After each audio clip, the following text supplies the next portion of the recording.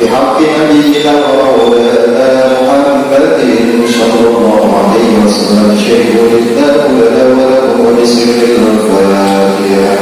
أعوذ بالله من الشيطان الرجيم. بسم الله الرحمن الرحيم. الحمد لله رب العالمين الرحمن الرحيم مالك يوم الدين إياك نعبد وإياك نستعين اهدنا الصراط المستقيم صراط الذين أنعمت عليهم غير المغضوب عليهم ولا الضالين.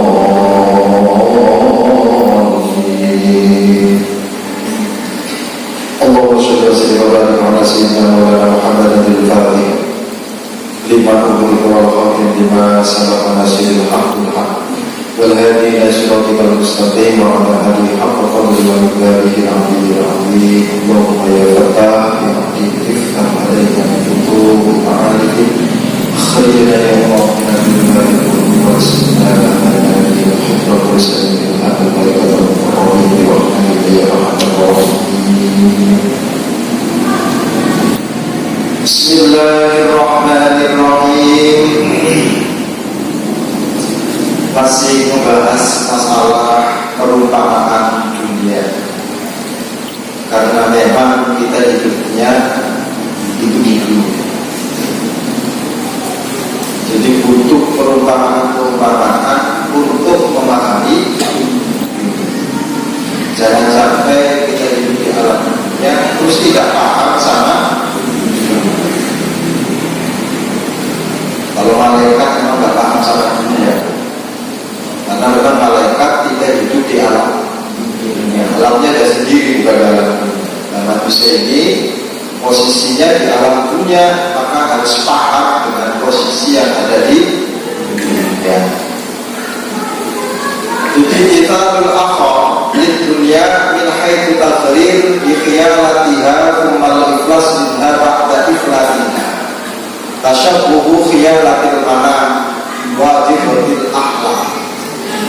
Perumpamaan dunia itu dari segi gururnya, dari segi tipuannya, itu kayak orang mimpi ya.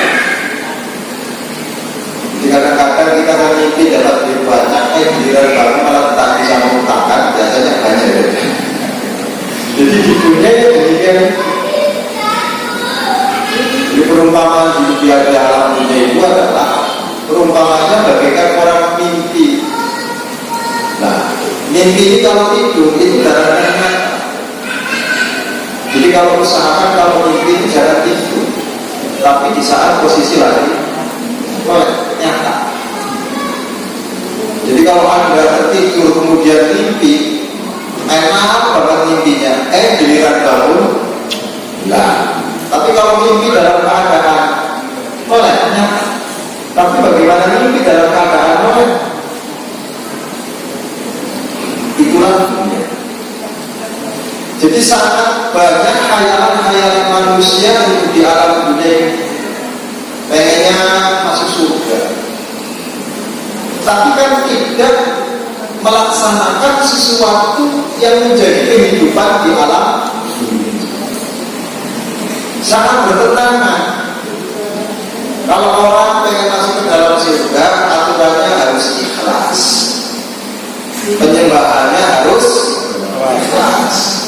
Jadi kalau menyembahnya tidak ikhlas, ya susah untuk masuk surga. Ini mimpi, paham ya? Namanya mimpi. Nah, kita ini belum sadar dari yang mimpi. Modal sedikit, pengennya dapat keuntungannya banyak, itu mimpi. Ada orang tidak kerja, yang penting menanam usaha, nanti dapat keuntungan, itu makanya sebenarnya yang ketiga. Dunia ini banyak alam tipuannya. Jadi kalau mimpi itu yang realistis, mimpi itu disesuaikan dengan kadar kemampuan kita. Ya nggak salah aku bermimpi pengen jadi presiden, nggak salah. Cuma kan harus melihat kemampuannya kita. Yang mimpi ini nggak salah, yang salah nggak ukur gitu.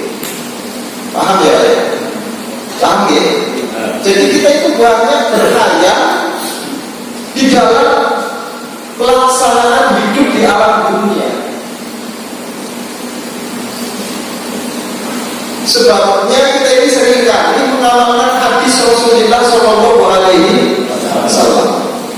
Maqala la ilaha illallah dakhala jannah. Ini kita kan seringkali dibuat mimpi. Jadi kalau ada orang mengucapkan kalimat la ilaha illallah, itu pasti ada yang dibuang kalimat ini di akhir kehidupannya. Jadi bukan di awal, tapi di akhir kehidupannya dia pasti akan masuk ke dalam surga. Nah, untuk mencapai akhir ini loh, kalau sinetron di Indonesia itu gampang bisa diatur. Jadi jangan nanti giliran mau tinggal baru tobat. Enak kalau sinetron. Ini masalahnya yang diatur itu adalah Allah Subhanahu. Bisa dipahami ya? Bisa dipahami ya? Jadi untuk mencapai kata akhir la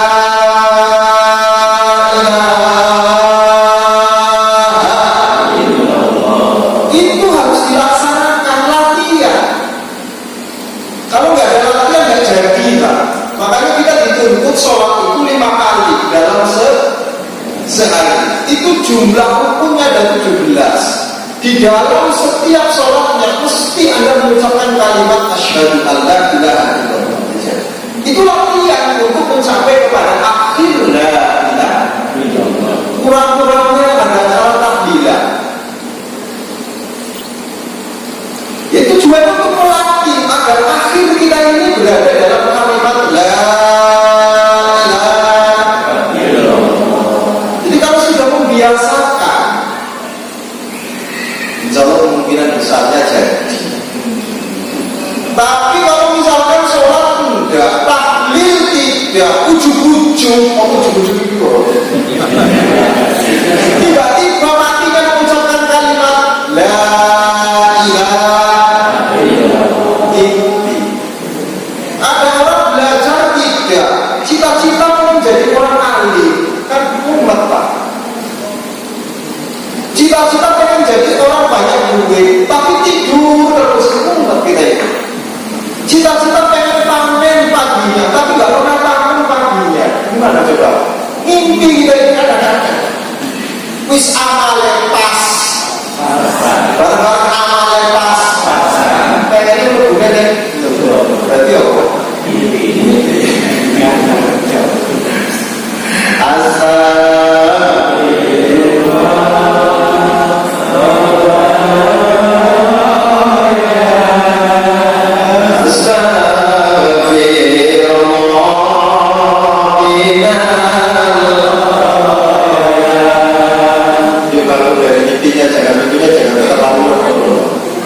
Intinya itu disesuaikan.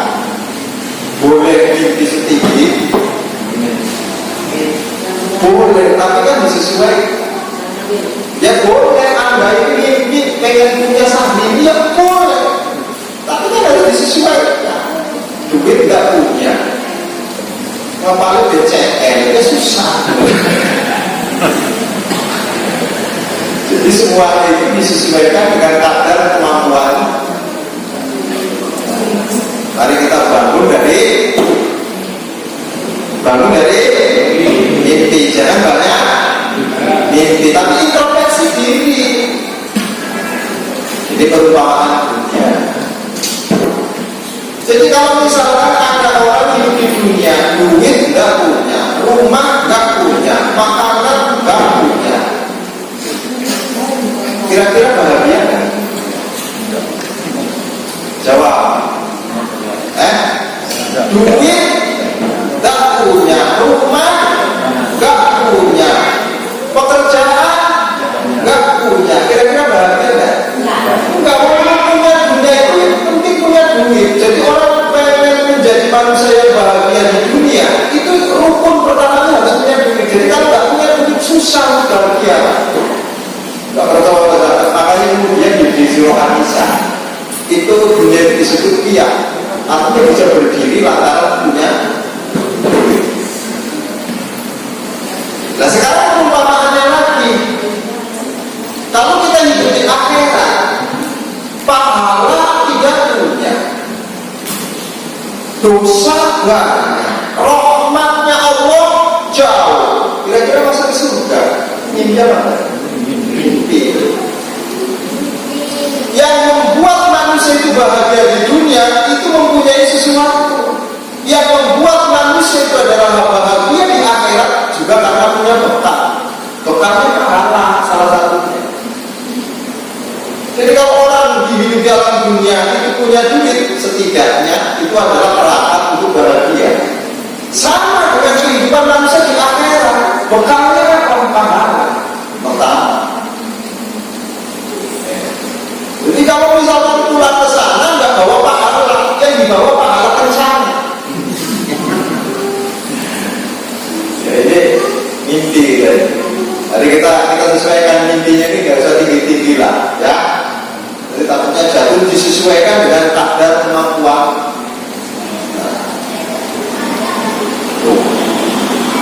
Jadi syaratnya manusia itu bisa mencapai ke surga Allah Subhanahu wa Ta'ala. Itu catatan yang pertama, dia harus ikhlas. Ini yang susah loh Pak. Ikhlas itu mudah diucapkan, tapi susah untuk digambarkan. Apalagi saat di jalan. Karena ikhlas ini nggak bisa datang tiba-tiba. Bisa jadi dalam hal-hal yang sepele kita ikhlas, tapi dalam hal-hal yang tidak sepele atau dalam hal-hal yang berat kita susah untuk ikhlas. Kalau misalkan ada gula satu jatuh dimakan sama situ, nanti ikhlas kan? Jawab ikhlas apa tadi? Jawab ikhlas apa tadi? Ikhlas. Tapi kalau misalkan 1 kilo dikasih sama situ, yang menjadikan kita nanti bisa jadi mendapatkan ridhonya Allah, rahmatnya Allah, itu tanpa disangka amal-amal yang kita anggap itu gak penting. Sementara kita yang penting-penting itu ternyata tidak ada, kosong nilainya. Yes. Kalau ada orang punya duit, itu cuma 100.000, diminta separuh, kira-kira ngasih nggak? Punya duitnya hanya 100.000, diminta separuh, dibagi ya 50-50, itu banyak ngasihnya ya? Banyak ngasihnya. Jadi resiko orang jadi miskin, orang hidupnya ini miskin, itu sebenarnya gampang orang masuk surga. Kenapa? Karena untuk memberi itu gak berat. Separuh. Punya duit hanya 100.000, diminta 50.000, itu biasanya banyak ngasihnya. Tapi kalau orang punya duit misalkan 1 miliar, diminta separuhnya, setengah ngasih. Hanya sampai berbahagia jadi orang-orang yang tidak punya.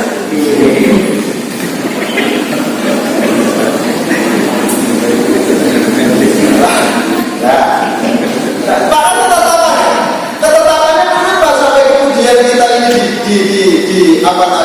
dibimbing oleh Allah melalui Rasul. Karena Allah sangat sayang agar jangan sampai kita ini masuk dalam sesuatu yang tidak disenangi oleh Allah Subhanahu wa Ta'ala. Mungkin ini kalau hitung-hitungan, itu sebenarnya ada surga. Kalau hitung-hitungan ya, kalau itu hitung-hitungan. Satu kita ini keturunannya Nabiullah. Jawab, kita ini keturunannya Nabiullah. Enggak. Berarti Adam itu usianya mbahnya. Karena kalau misalkan sampai pulang ke Jawa, pulang kemana ke mbahnya kan wajar. Dari orang kalau misalkan mau mudik nggak ada saudaranya, nggak ada mbahnya, mau pulang lucu. Yang ada mbahnya kita ini dulu itu kan ada mbah kita itu pernah di surga. Jadi suatu waktu kita pulang ke surga ya wajar karena pernah ada mbah di sana. Tapi kalau di neraka kan belum pernah ada mbah di situ. Bisa dipahami. Jadi kalau sampai misalkan pulang ke neraka, ngikut sama siapa? Mbahmu itu ada di mulai silakan mati ini.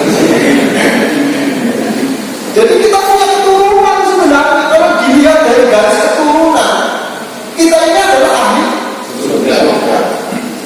Saking ahli surganya, maka Allah Subhanahu wa Ta'ala tidak ingin manusia itu masuk ke neraka. Makanya dikasih kuncinya. misalkan mau pergi, itu kan kunci di bawah. Kita ini berhubung mau pergi, bertempat di alam dunia, maka dikasih kunci supaya ketika pulang bisa buka. Lah kalau neraka itu kan gak ada kuncinya. Sampai pegang kunci neraka. Nggak ada, yang ada miftahul la ilaha illallah. Sudah pegang kita ini kunci. Lah kita hidup di alam dunia ini kunci ini bakal hilang atau tidak? Ketika kunci ini adalah hilang, nggak bisa. Karena masuknya itu harus pakai kunci. Sementara kunci yang Anda punya itu hilang. Yang masih pegangan sama kuncinya itu nggak hilang, itu namanya husnul khotimah. Yang kuncinya hilang, syukur khotimah. Tinggal kita ini bisa hilang apa enggak nanti kan nanti.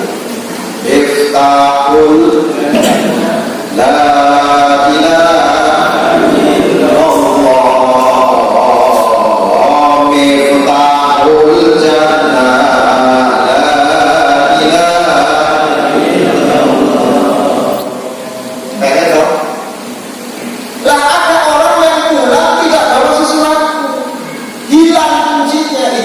Maksud orang-orang yang rugi di alam sana. Kenapa? Karena saking asiknya di dunia sampai yang penting kunci ini hilang. Makanya jangan terlalu asik di dunia ini.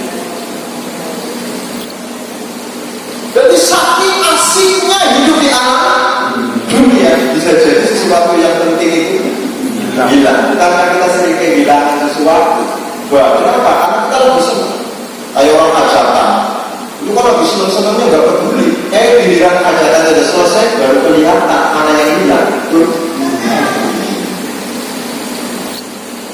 Jadi hidup di alam dunia ini kan sudah kesenangan dari bisa hilang. Karena alhamdulillah kita ini kadang-kadang susah ya kadang-kadang. Coba kalau paling senang terus tuh. Makanya ya kalau dikasih kesusahan, kan apa ini? Masa, oh ini mana ini ternyata supaya kita diingetin agar jangan sampai kita itu adalah kehilangan sesuatu yang sangat penting. Untuk itu jangan terlalu asik hidup di alam dunia. Supaya apa? Supaya tidak. Nah, orang-orang yang demikian ini gagal lebih banyak di alam dunia karena lebih memilih dunia daripada akhirat. Jadi mereka itu slogannya dunia untuk dunia, bukan dunia untuk akhirat. Kalau kita ini adalah dunia untuk akhirat. Allahumma amin.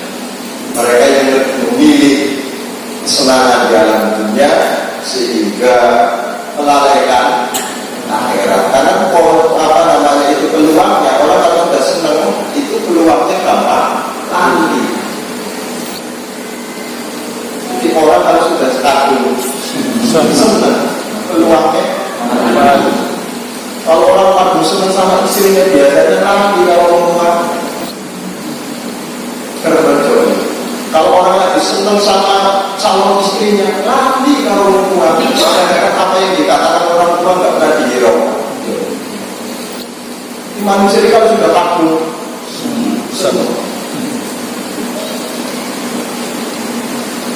gitu Pak, sudah ada ya.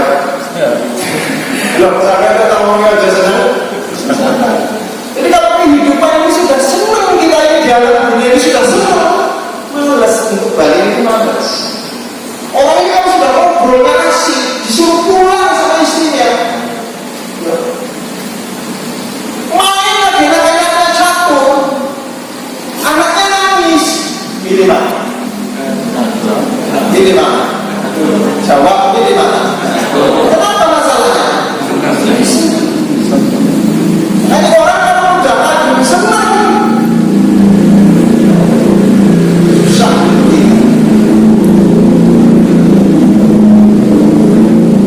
Nah kalau sudah lupa akhirat, waktu kita yakin dalam benar.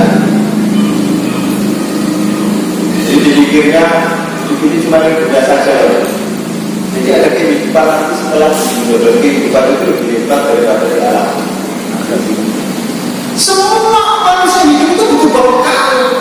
Tidak akan pernah ada manusia hidup tanpa bekal, itu tidak ada. Manusia hidup di dunia butuh bekal. Apalagi akhirat, alam yang belum pernah sampai semua itu huni. Gambarannya kaya apa, dalannya kaya apa, kok ngalamati orang. Pikir apa? Kok kita kadang-kadang di alam dunia saja yang alamatnya sudah pas, itu kan kadang-kadang sering biasa. Apalagi di alam akhirat yang cuma kenal namanya saja, tapi alamatnya kan. Atau ya, usahakan kuncinya jangan. Nah, maka satu sisi kita ini penduduk surga, karena dilihat dari keturunan Nabi Adam. Lah keturunan Nabi Adam alaihissalam itu selesai. Sampai mana? Sampai ketika datang banjir di pada waktu umatnya Nabi Nuh alaihissalam. Jadi kalau disebut kita ini keturunan Adam, itu juga salah sebenarnya. Kenapa? Semua anak cucu Adam ini ketika kena banjir di masa Nabi Nuh habis. Maka kita ini sebenarnya keturunan orang-orang yang ikut sama dzurriyyatan amalna ma'ahu. Jadi satu sisi kita dilihat dari keturunan Adam bisa, karena memang awal manusia itu adalah Adam. Namun sesungguhnya sampainya kepada kita ini adalah dari orang-orang yang ikut sama Nabi Nuh. Nah, orang yang ikut sama Nabi Nuh itu orang jelek atau orang bagus? Jawab, orang jelek atau orang bagus? Orang bagus. Itu yang bagus saja yang selamat ketika mengeluarkan keturunan. Itu bagus. Padahal itu kamu yang ikut sama Nabi Nuh kan beriman semua waktu itu yang naik ke perahunya. Namun ketika sudah selamat, kemudian muncul beberapa keturunan kayak jahat. Maka dilihat dari sisi yang lain, saat kita ini keturunan Nabi Adam, karena memang awal makhluk yang namanya manusia itu adalah Adam. Kita dibangsakan kepada orang-orang yang mengikut perahunya Nabi juga sah, karena kenyataannya memang setelah itu keluarganya Nabi Adam alaihissalam, manusia yang ada yang tidak beriman kepada Nuh itu mati semua kena banjir. Tapi yang selamat dzurriyyatan amalna ma'ahu. Ya saya itu kalau disebut orang Lirboyo yang dimaksud belajarnya Kediri. Kalau misalnya disebut orang Cirebon yang dimaksud orang tuanya. Kalau yang dimaksud Pemalang, yang dimaksud itu adalah kelahirannya. Kalau disebut orang Metro karena rumahnya. Sepahnya boleh ini paham boleh. Nah jika ini yang Pak.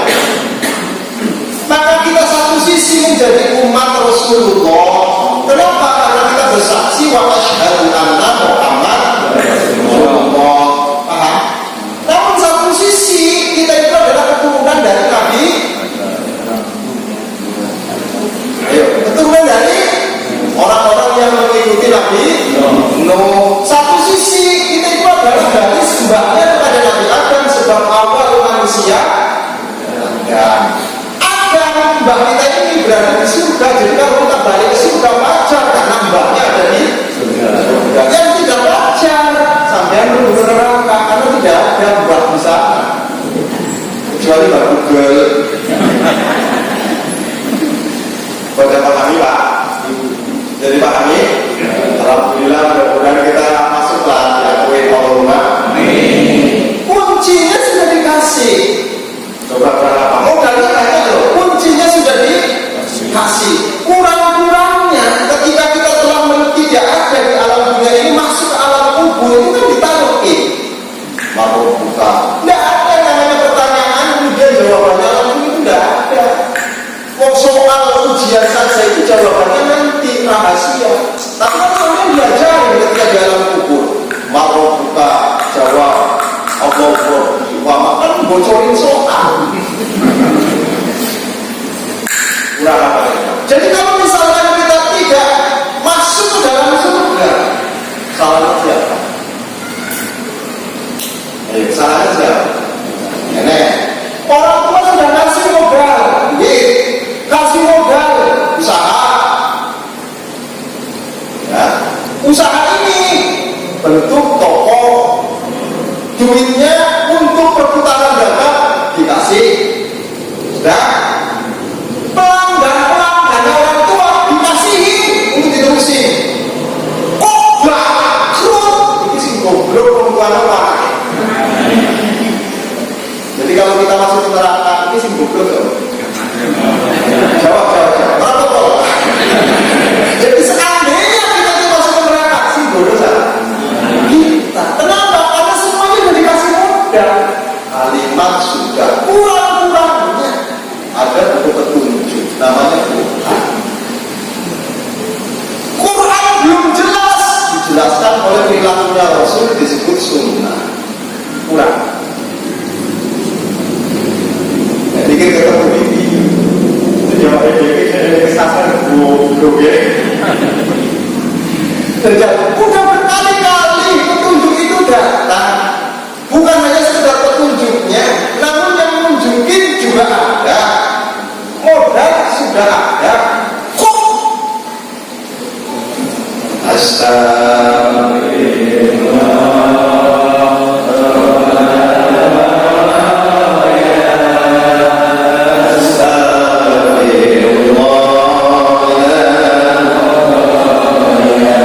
Tetap saja manusia itu ada yang memilih. Nah, orang yang memilih dunia ini kemudian melupakan akhirat, lalu bila ini orang-orang yang gagal kehidupannya di alam. Ulangi lagi ayatnya dan ini mudah-mudahan masuk ke dalam hati kita. Allahumma amin. Allahumma amin. Idrona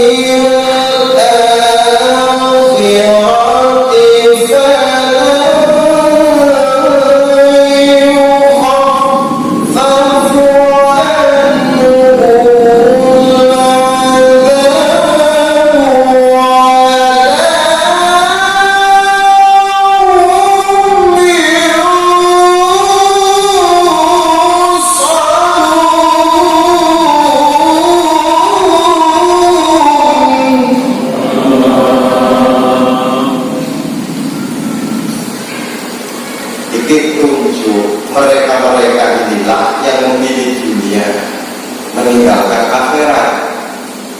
Maka kalau dia menunggu akhirat, Allah tidak akan pernah meringankan siksanya di sana.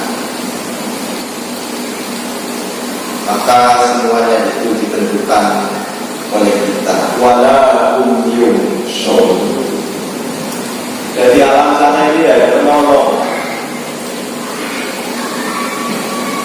Bisa menolongi tapi atas izin Allah. Makanya syafaat Rasulullah SAW itu atas instruksi Allah. Jadi kalau Allah tidak mengizinkan, jangan bakal bersyafaat. Kita pada ayat-ayat, kemudian kita dapat syafaat. Allahumma amin. Allahumma amin. Kita paham, itu syafaat itu artinya gimana? Jadi kalau disebut syafaat dari angka ini. Kita paling tiga, angkanya itu adalah mulai dari kita. Dan hanya kalau disebut 6 itu batas sebenarnya itu kita. Maaf. Jadi benar itu adalah sapi atau sabun itu namanya benar. Kalau ada murid nilainya 5,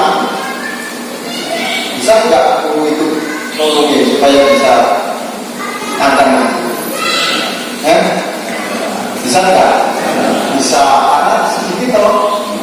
Nah, kalau misalkan ada murid nilainya 0, tiba-tiba suruh makan, bisa nggak? Oh, muridnya malah punya di depo malah. Paham nggak? Jadi Rasulullah SAW itu menyapa kepada umatnya, tidak semua umat, tapi umat yang punya nilai. Kalau nilainya kalau mimpi, kita mengerjakan mimpi sama dengan mimpi paham apa dari lima itu? Jadi kalau misalnya nilainya 5, ada kemungkinan besar ada itu cepat. Walaupun di sini itu kan 5 itu kan nilai merah loh. Kalau misalnya dalam rakos 5 itu adalah angka merah. Tapi kalau orang yang dekat kepada kita, dia lebih cepat. Jadi kalau misalnya masuk ke neraka, itu juga lama. Seandainya masuk ke neraka, dia tidak akan pernah lama karena ketahuan. Walaupun itu, karena tandanya jelas, cuma bukan penting. Bahkan sebelum masuk ke neraka, mampir sedikit ini, mau masuk, itu kadang-kadang dicegah sama Rasulullah. Jangan, bisa siapa? Tapi nilainya itu, itu kan jangan biru, sopo. Itu kan nama tengah. Paham ya?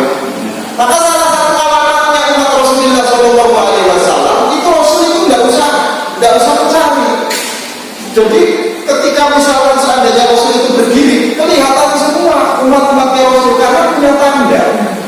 Yang tidak punya tanda ini,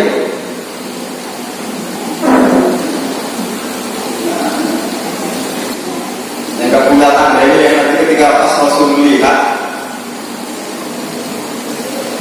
hanya karena kalau tanda-tandanya itu wafi wujuhihim amrotan,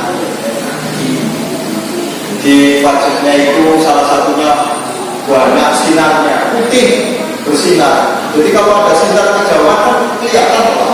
Oh itu Pak. Jadi sebenarnya kelap-kelip masa tidak apa yang punya ngomongin dunia aja kan. Lah manusia itu wajahnya akan terang. Itu lantaran dia itu banyak dibasuhnya dengan memakai air wudhu. Maka seluruh anggota air wudhu, seluruh anggota wudhu yang kita basuh itu nanti akan bersinar, bisa tergantung kadar basuh. Kalau yang dibasuh cuma rambut segini, yang lain segini, ini bahaya kan ini. Ketika dilihat kelap-kelip, ini agak jelas. Wafi wujuhihim amrotan, itu tandanya orang-orang yang mendapatkan syafaat Rasulullah SAW. Lah misalkan nilainya, yang penting punya nilainya misalkan 1, ya dapat syafaat, cuma waktunya apa? Catatannya, sampai boleh masuk neraka, asalkan minta sama Allah, ya Allah saya ikhlas masuk neraka, yang penting jangan ditaruh di dasar. Kalau sudah ditaruh di dasar neraka, itu nggak bakal disyafaati karena nggak kelihatan. Perkara ini kan kalau sudah ada di bawah, itu kan susah untuk kelihatan. Tapi kalau ya. Tapi kalau di atas neraka, karena kan neraka itu kan tingkat-tingkatan. Kalau dulu itu tingkatannya, katanya ada 7. Sekarang ini dibangun lagi. Karena memang peminatnya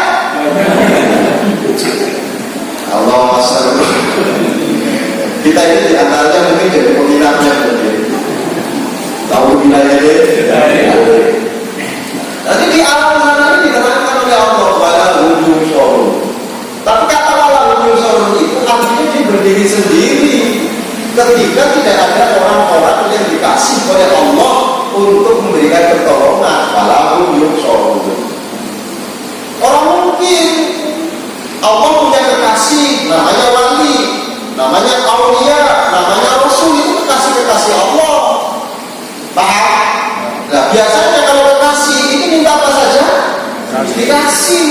Ada kertas kopi kol. Masa? Insya Allah.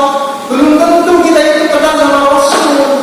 Kalau kita mungkin pengen diakui sama Rasul. Makanya boleh-boleh saja kita ngaku sebagai umatnya Rasul. Masalahnya Rasul ngaku enggak sama kita nanti di sana. Karena punya tanda umatnya Rasul ini tidak bisa tidak. Jadi kalau nggak ada tandanya, ya bukan umat Rasul. Tanda ini dipertahankan, Pak. Paham ya? Paham ya? Nah kemudian ketika Rasulullah SAW itu dikasih hak oleh Allah untuk memberikan syafaat, namanya pertolongan. Maka di sini juga ada wali-walinya Allah yang dikasih hak. Jadi Pak. Jadi kalau disyafaati Rasul kayaknya susah kita ini potongannya. Mau ketemu Rasul enggak. Sholawatan kadang dilarang. Ini dia ya. Sholawatan dilarang. Ketemu enggak. Hanya ngomong saja sunnah Rasul. Apa cukup dengan omongan? Tidak bisa. Yang namanya iman itu butuh yang namanya perbuatan. Jadi mencintai Nabi enggak cukup. Mari kita ikuti Rasulullah. Enggak cukup konon-konon, tapi dijalankan. Meletak. Jangan dipikir ketika kamu ngomong mari kita ikuti Rasul, kemudian Rasul sedang lakmui. Tapi Rasul butuh bukti sampai mengikuti sunnah itu sejauh mana. Yang dimaksud sunnah di sini itu bukan hanya sekedar sunnah-sunnah yang biasa, tapi itu adalah perilaku Rasulullah Sallallahu Alaihi Wasallam. Ya, balik lagi. Di samping itu juga kita punya harapan. Harapannya satu, karena memang ada guru kita di sana. Dua kunci sudah dipegang. Namun itu semuanya tergantung kuncinya hilang atau tidak. Kalau itu tidak memungkinkan, masih banyak hal-hal yang Allah tawarkan. Di antaranya syafaat Rasulullah Sallallahu Alaihi Wasallam.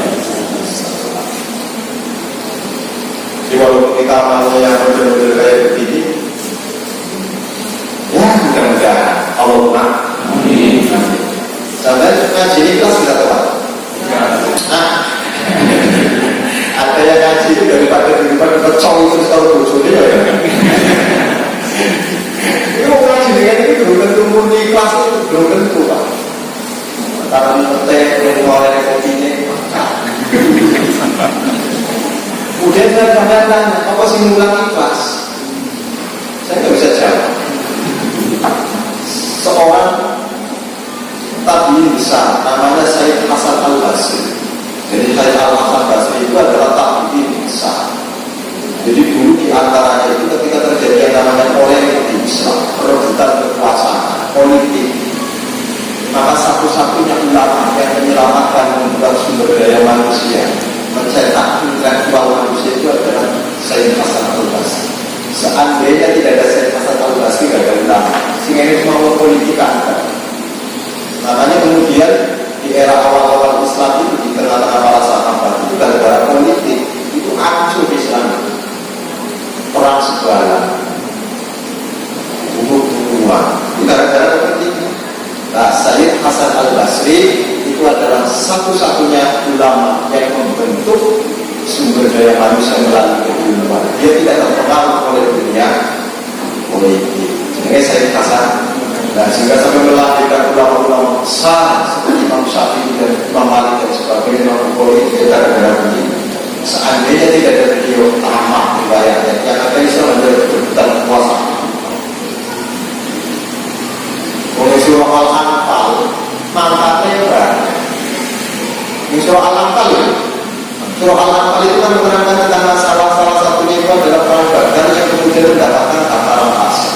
Ini gara-gara harta rampasan. Mulanya tiang atau orang ini biasanya sebelum sukses itu bareng-bareng. Tapi ketika sudah sukses itu biasanya selang sikat sih. Dari Al-Anfal. Sahabat-sahabat tadi ketika memerangi kafir Quraisy itu luar biasa semangatnya bersama. Namun giliran kafir Quraisy sudah kalah meninggalkan harta rampasan, mulai di sini terjadi rebutan. Generasinya Kanjeng Nabi Muhammad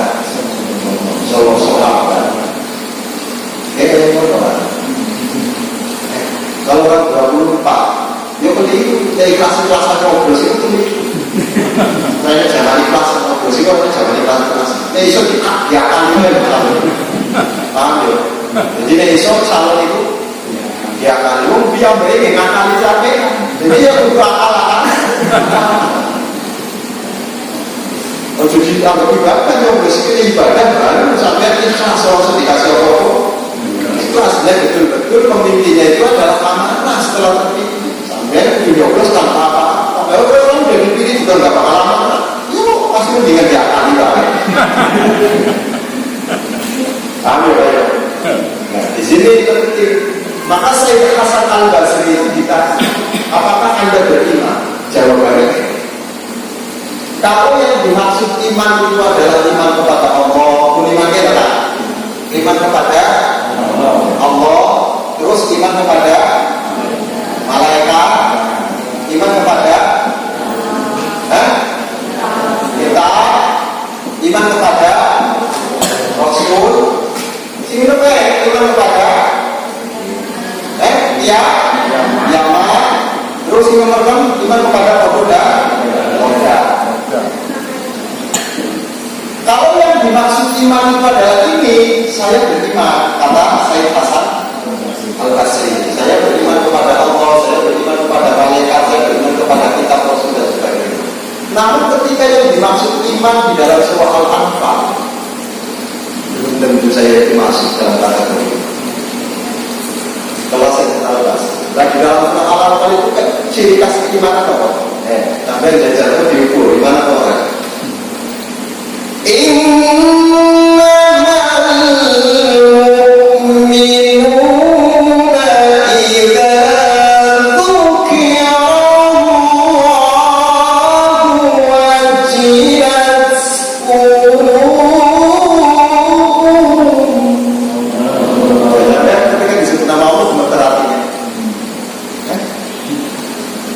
Jadi wajilat itu artinya posisi hati ini saking takutnya kayak orang rebus air itu umum itu saking takutnya ketika disebut Allah. Kenapa? Karena kalau saking agungnya, saking besarnya dia bisa berbuat apapun tanpa harus memperhitungkan apapun karena semuanya gitu. Ada orang sehat tidak dibakati haknya, makanya itu disebut dikaitkan sama Allah, memungkinkan semua. Ada orang yang kaya tiba-tiba jadi enggak punya apa-apa, mungkin kewajiban. Ada orang ahli ibadah tiba-tiba matinya husnul khotimah, mungkin. Ada orang ahli ibadah matinya su'ul khotimah, mungkin. Takut. Pernah sampai ketika mendengar nama Allah sampai wujud Allah merasa kayak apa? Yakin enggak? Malah boleh tekek-tekek takbir. Karena saya katakan Basri kalau yang dimaksud dalam surah Al-Anfal saya belum wajilat dua syaratnya itu manajer.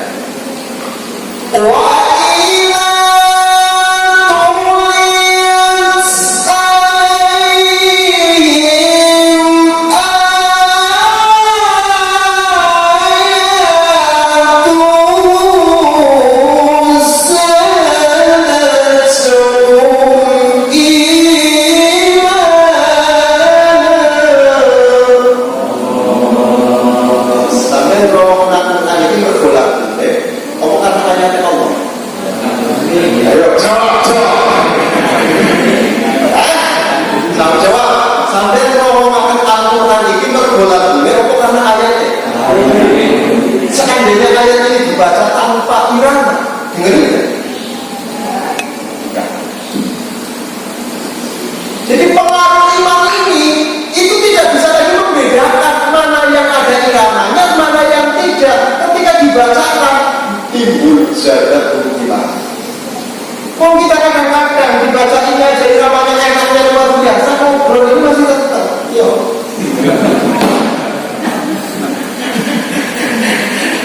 Masya Allah, ya Allah, kalau iman ya akan berbilang, malaikat tinggi, Rasul tinggi terus, yang koda itu sampai kita iman. Tapi masalah itu adalah innamal mu'minuna, bahasanya pakai kosan. Innamal itu adalah bentuk kosan. Hanya orang-orang siapa? Alladzina idza dzukirallah. Jadi orang itu bisa mendapatkan mandat keimanan dari Allah itu ukurannya idza dzukirallah wajilat qulubuhum. Hatinya ini loh ada hubungan. Karena iman itu dengan Allah, maka ketika disebut sama Allah itu langsung sinyalnya pas.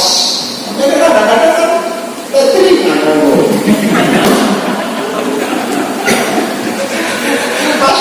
Alhamdulillah kita terima, alhamdulillah. Kita terima kan sama orang-orang yang punya sinyal, Pak. Ya kan enggak? Sudah enggak punya kontak, ya kan? Masya Allah, enggak punya orang telinga. Sehingga kan ketika ada kiriman apa-apa kan enggak pernah nyampe, ya Pak. Setidaknya ya orang dewe walaupun posisi kayak catering lah, catering. Tapi untuk sama cateringannya itu. Wa idza tuliyat alaihim wa idza tuliyat alaihim ayatun zadatuhum iman. Sehingga waktu lagi kemerdekaan. Wa ala rabbihim yatawakkalun. Ini persyaratan keimanan yang diinginkan oleh Allah Subhanahu wa taala. Kira-kira kita masuk enggak? Cuma mau kayak sombong setelah nasional Basri kalau saya juga belum tahu kepada sampean. Kalau misalnya saya masuk ekspresi luar biasa. Masya Allah. Ulangi makanya kalau dibacakan Al-Quranul Karim itu didengerin. Faidatul Al-Quran pastami'u. Ya kan? Dengerin. Saking sudah kita ini hatinya sudah kadang-kadang takut sih dua penaklukan kadang-kadang boleh deh kan sopo semua kurang enak ngomong masa maka kadang-kadang ngomong suara Al-Quran kan kadang-kadang makanya dia gak betul Allahu Akbar Bismillahirrahmanirrahim Alhamdulillahirabbil alamin Arrahmanirrahim Maliki yaumiddin dengar sampean jawab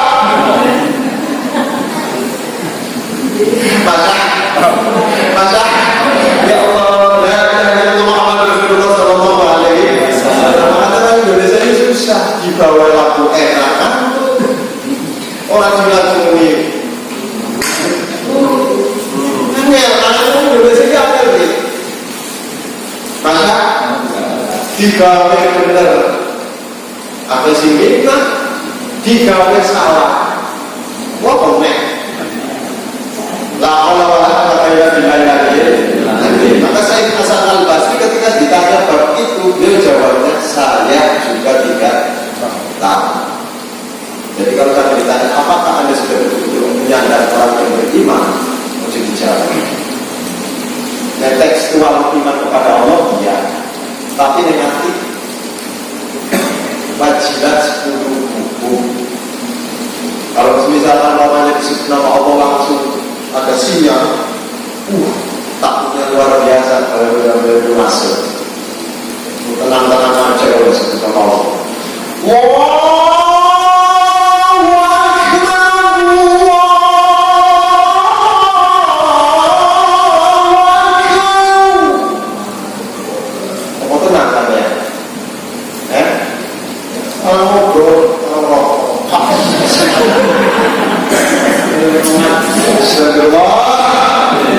Astagfirullah. Yuk tanya ada mana?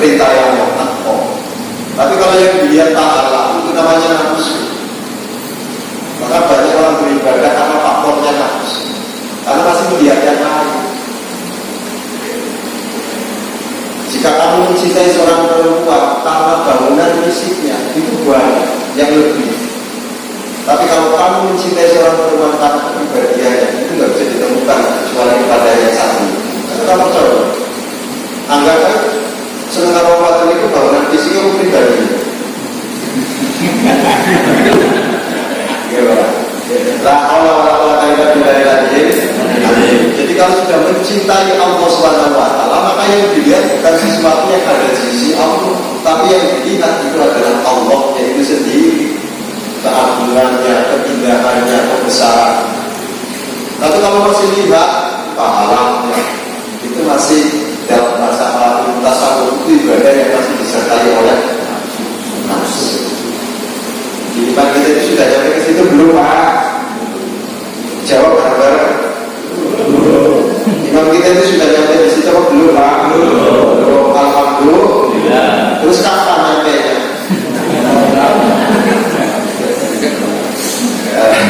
Jadi Pak Ira itu lihat ukurannya, ini jadi barometer. Ketika kita itu adalah dibacakan ayat Quran, tambah nggak keimanan kita ini. Ayat itu bukan hanya sekedar Quran saja, hujan itu ayat, bumi itu ayatnya Allah. Ada ayatnya, kalau kamu misalkan pengen terang dalam suasana hujan, hentikan saja, kan kamu punya keinginan. Kenapa kamu tidak mampu? Karena itu bukan kehendak. Seandainya kamu itu adalah mampu dengan kehendaknya, hentikan saja hujan terhadap kamu. Ketika misalkan terjadi musim panas, ente pengen hujan, katakan saja hujan itu sendiri, kan kamu pengen. Tapi kenapa? Lantaran itu bukan perintah mereka. Ya, masa kalau kamu misalkan pengen tidur, tidur saja loh. Kenapa kamu terlalu-terlalu? Ternyata ketika mau tidur nggak bisa. Kenapa? Lantaran dibuka aku tidur. Kita pengennya tidurnya itu lama, paling tidak itu 12 jam. Baru dikit-dikit bang. Kenapa? Karena yang tidur itu bukan keinginan kamu, tapi keinginan Allah. Maka segala yang diikuti dalam dunia itu tidak ada yang lepas dari syaknya Allah Subhanahu wa taala.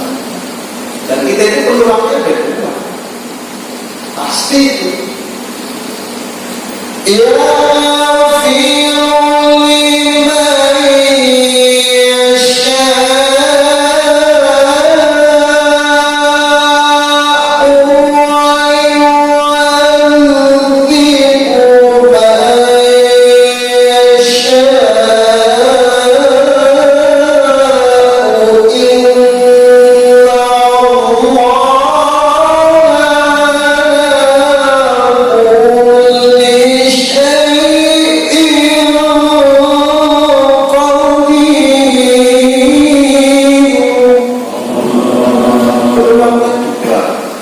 Bisa masuk dalam kategori orang-orang yang akan diadab oleh Allah berhukum, bisa masuk dalam kategori orang-orang yang diampuni.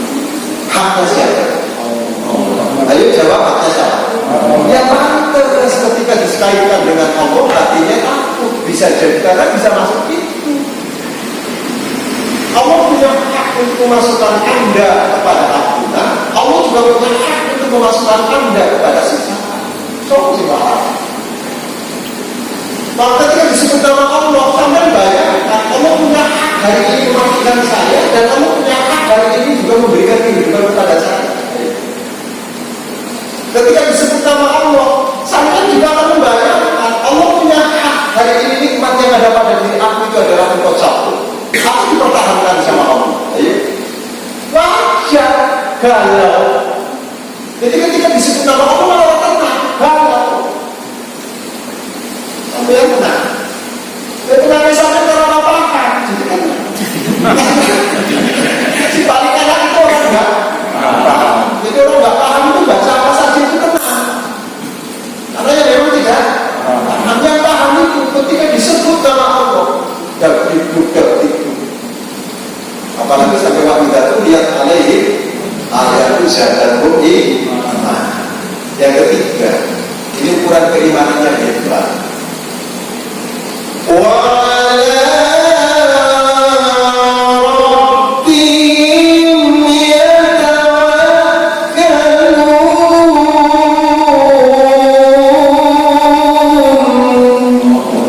Jadi sudah tidak lagi memandang apa-apa. Oh, tidak memandang sebab musabab. Jadi kalau misalkan bapaknya sakit ke dokter, memang, tapi yang dipandang bukan dokternya, kehendak Allah. Atas kehendaknya maka kami sembuh. Kalau Allah tidak menghendaki sehebat apapun dokter, mati. Nyatanya Olga juga sampai dibawa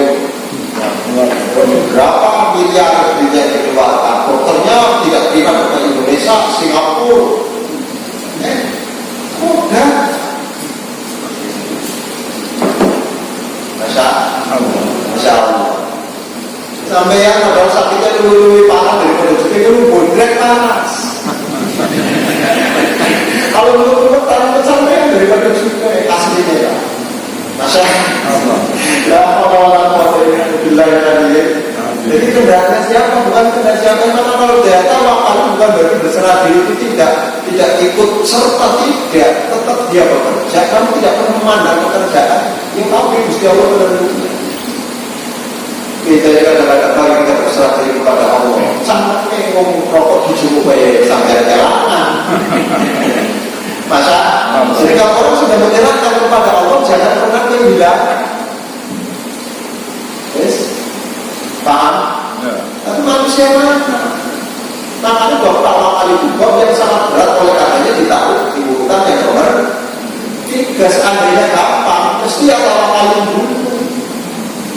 Jadi tingkatan di manusia itu mencapai tingkatan tawakal, dia harus mengenal Allah Subhanahu wa Ta'ala. Tanda mengenalnya ada hubungan erat, sehingga ketika disebut nama Allah bukan terjadi kenyamanan tapi kebaruan yang luar biasa. Kalau sudah demikian itu baru tawakal lagi. Kita tawakal yang sangat betul. Istirahat sama Allah Subhanahu wa Ta'ala. Alhamdulillah. Semua itu kita perlu belajar. Maka dengan harapan ya kita alhamdulillah kalau melihat gelagat amal-amal kita ini mudah-mudahan ada yang ikhlas. Tapi setidaknya kita ini adalah sudah dalam di sana. Jadi kalau balik ya sudah wajar. Disuruh Allah. Tapi kemudian di dunia ini tolong jangan sampai kunci ini pertahankan sampai maut menjemput kita. Disebut husnul khatimah. Allahumma amin. Nanti masalah yang lain yang kita kurang sedikit atau kurang banyak tetap memerlukan orang-orang yang dikenal oleh Allah Subhanahu wa Ta'ala. Mudah-mudahan kita ini ikuti orang-orang yang diakui oleh Allah Subhanahu. Allahumma sekalipun kita tidak soleh paling tidak pernah kenal kalau soleh, pernah kumpul kalau soleh. Ya misalkan ada ngaji kita ini kalau nggak orang soleh tidak mungkin Pak. Paling enak itu ngaji itu bahwa kita. Kenapa masalahnya menghubungkan sampai dengan pengarang kita? Dulu dijamin dari bersama sama ini balik menjadi anak kenal dari kalian itu langsung lama kalau itu bulan ada ini apa? Bisa dipertanggungjawabkan secara ilmiah, secara sangat. Apa yang Ghazali kenapa orang waktu orang? Ini Ghazali orang lain. Tapi semuanya itu kan harus dilandasi dengan orang-orang yang pernah mengenal dia. Sama, apakah kita kenal Rasul? Tidak. Kita kata-katanya saja. Ya toh? Maka tentu adalah ada orang-orang yang kenal nama Rasul namanya sahabat. Ada orang yang kenal sahabat namanya tabi'in. Kan? Ada orang yang kenal tabi'in namanya tabi'in.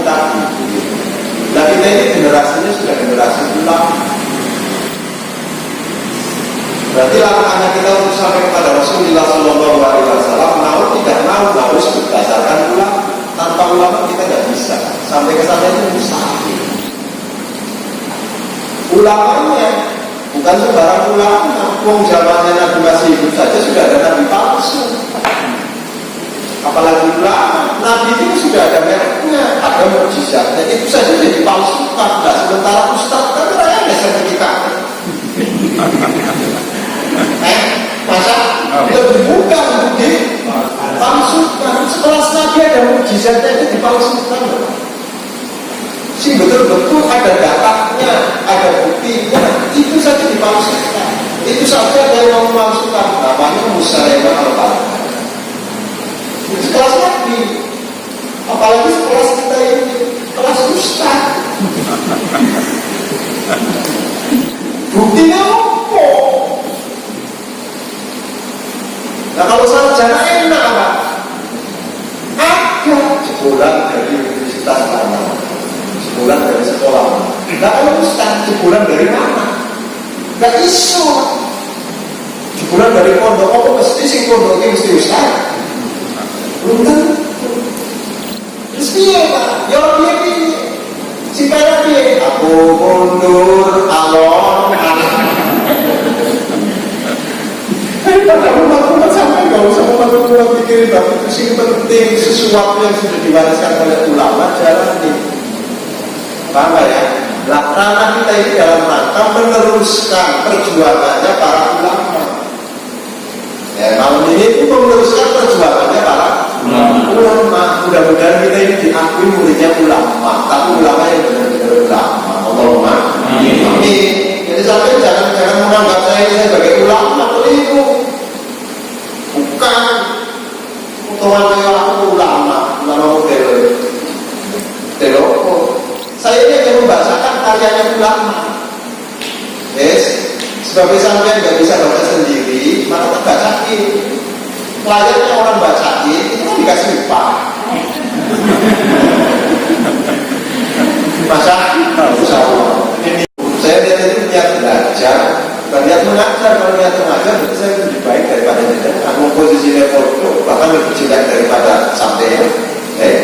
Maka malam ini saya bukan mengajar, tapi bareng-bareng belajar. Mudah-mudahan dengan mempelajari karya ulama ini, kita semua menjadi orang-orang yang diakui umat Rasulullah Sallallahu Alaihi Wasallam. Kurang lebihnya mohon maaf. Inilah perumpamaan dunia. Yang kedua itu adalah perumpamaannya seperti ada orang yang tidur, maka jangan banyak bermimpi maksudnya di alam dunia, namun tidak disesuaikan dengan usaha. Jadi kalau pengen duit ya usaha, kalau pengen surga ya usaha, semua diusahakan. Walaupun pada akhirnya Allah sebagai penentu, tapi kita harus berusaha. Nah, di antaranya untuk bisa mencapai ke surga, usahanya di antaranya sholat. Paham? Nah, sholat itu dia sah kalau paham 17:45. Kalau tidak paham 17:45, sholatnya sampai sah. Boleh bukan?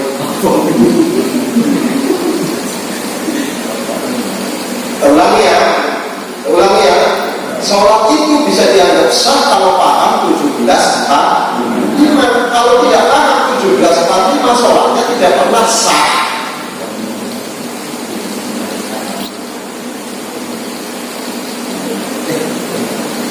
Kita baru di sini. Apa hubungannya? Kok kalau saya benar-benar umum sholat ini loh Pak. Jadi yang dimaksud itu punya sholat itu mulai dari niat sampai salam bulannya 17. Paham? Niat ada takbir mojo Fatihah tumanina. Dia kan bola ujian kalau bang sadar. Iqtidal yotumanina sujud yotumanina. Jumlahnya sampai salam itu adalah 17. Berarti kalau udah hafal 17 itu kan sholatnya tidak loh. Nah, kemudian bisa diakui sholat itu kalau 45 itu maksudnya apa? Duhur, asar, isya itu jumlahnya bilangannya semuanya 4. Yang 3 maghrib, 2 subuh, 3 tambah 2 sama dengan 5. Makanya ketika orang tidak hafal 17:45 pasti sah sholatnya.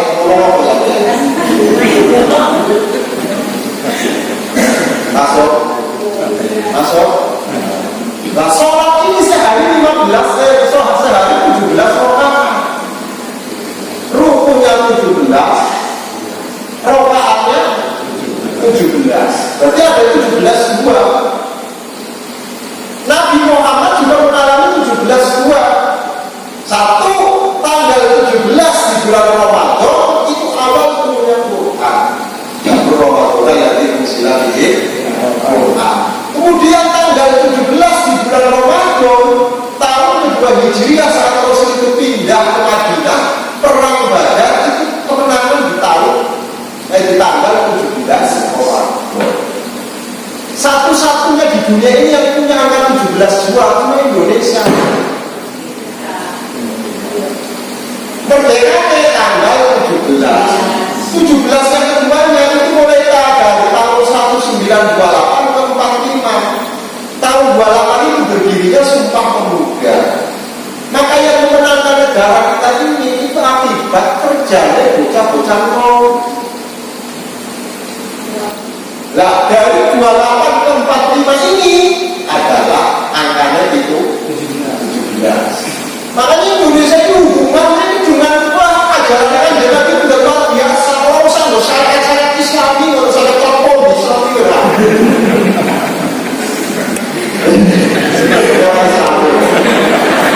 Masa itu yang sendiri udah syariat, paham ya? Cuma syariat yang tidak baku, ada syariat yang baku, ada syariat yang dinamis, paham? Contoh syariat yang dinamis, contohnya ketika makan itu adalah kewajiban. Makan itu wajib karena memenuhi haknya perut. Tapi yang dimakan tidak perlu korma. Paham ya? Kalau yang dimakan itu adalah korma, itu namanya bukan syariat. Namanya korma ini bukan syariat. Jadi nanti sampai aku makan korma terus. Ini jenisnya itu orang Arab. Jadi orang Arab ini karena di sana itu makanan pokok. Jadi makanan Arab di sana itu korma. Makanya orang Arab ini jarang makan karena di korma ini makan sedikit aja udah kenyang. Di Indonesia ini kalau disuruh kormaan terus,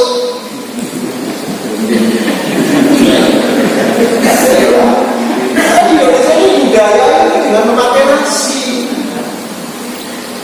Nih, paham ya? Nah, dulu kan di Nabi ini korban dengan memakai orang-orang sana itu korbannya memakai onta karena hewannya kan di sana itu onta sama kambing. Kalau dicari sapi orang, jika ada yang mau korban dengan memakai sapi itu tidak syar'i. Yo sampai dibutuh onta aja itu loh Pak. Yang syariatnya itu apa? Hewannya itu adalah sesuai dengan ketentuan.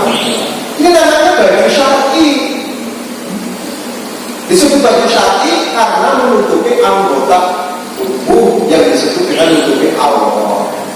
Ciri khasnya kalau orang Indonesia yang boleh batik, kan betul. Nah kalau orang Arab menutupi auratnya dengan memakai tuban. Ini namanya syar'i. Kalau orang Indonesia ini menutupi kepala dengan memakai kop, ini syar'i. Nah Indonesia budaya pakai kop itu. Ada grafis, ada hadir di waktu yakin, mereka jadi perlu dibedakan. Jadi yang namanya budaya itu juga bisa berbentuk syar'i, tapi syar'i yang dinamis gitu loh. Nah, syar'i yang pas, syar'i yang tidak boleh mengalami perubahan, itu adalah ketentuan-ketentuan yang sudah dipastikan. Kayak orang nyolong itu dipotong tangannya, faktor aja itu sudah syar'i, syariat, paham ya? Kemudian apalagi itu banyak itu yang sudah dalilnya pasti. Nah, untuk penjelasan ini kita butuh ilmu yang banyak. Jangan sampai kemudian tokoh di sopan ini kan kebangetan.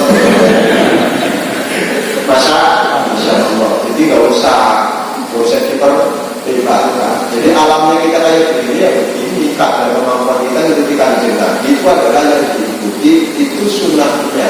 Namanya perilakunya. Paham ya? Nabi-nya jujur, Nabi-nya ramah. Masya Allah. Jadi Nabi Muhammad SAW ini terakhir. Hanya Nabi Muhammad itu ukuran kebaikannya bukan antara dia berbuat baik sama orang baik. Kalau Nabi dia berbuat baik sama orang baik, wajar. Abu Bakar baik, Nabi baik sama Abu Bakar wajar.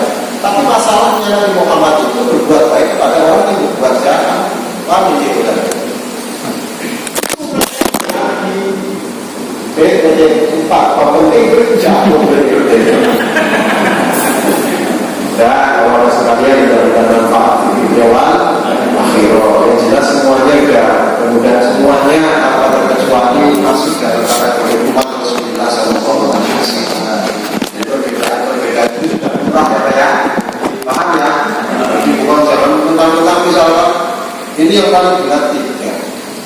tidak, semuanya itu memungkinkan benar.